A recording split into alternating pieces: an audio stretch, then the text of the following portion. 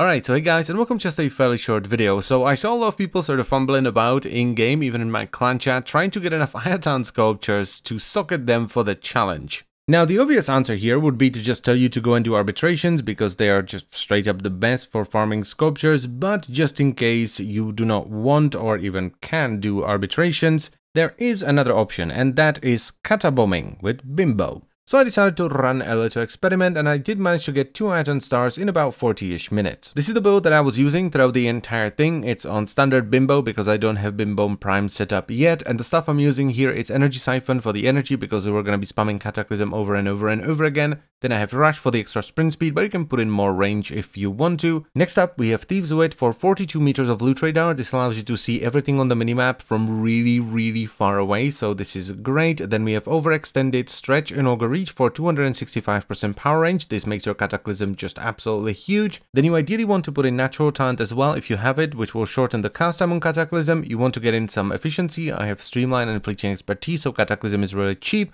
And then you may or may not want to put in some defensive mods, but you don't really have to because you can just stay in the Rift most of the time. Now, as I've mentioned already, the mission I chose to do was Hepit in the Void, which is a low-level capture mission, and I did that because I'm really familiar with the tileset, so I generally know where to aim my Cataclysm to hit a lot of containers at once, but also because we have an active unvaulting going on, and whenever there is an unvaulting going on, Void missions always drop a relic. But you can use this setup anywhere on the star chart, which is something you might actually want to do because it's pretty good for farming resources since you're going to be breaking resource nodes as well. Also, as you can see, I am using the Ignis Raid as well with a bit of punch through, which does basically the same thing as Cata-Bombing. It's just that Cata-Bombing does it on a much larger scale, so it's a hell of a lot faster. So how does this setup work? What's the idea of this? Well, the idea here is to open up your big map, which on PC at least you do by pressing M, and you want to look for these white squares. These indicate either a loot container, a resource node, an Ayatan sculpture, or one of the medallions in Syndicate missions. Now, you can just run up to them and check them one by one, but it's going to take you an eternity. So instead, we're going to aim our Cataclysm in their general direction. We're going to cast it, we're going to let it explode and immediately collapse it. And that will break all the containers and resource nodes. If you do that and one of the squares stays on the map, it's either a resource, which you might as well pick up, an Ayatan sculpture, or one of the Syndicate medallions.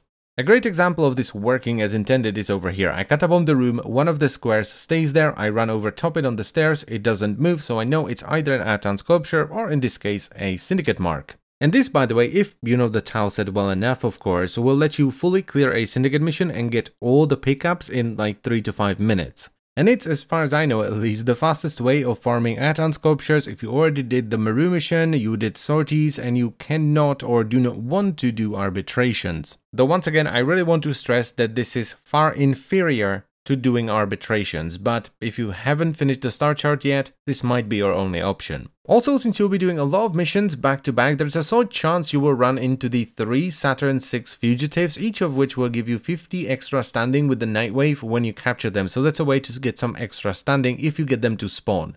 And this actually promotes the capture mission type even further because it's a lot faster than the other missions.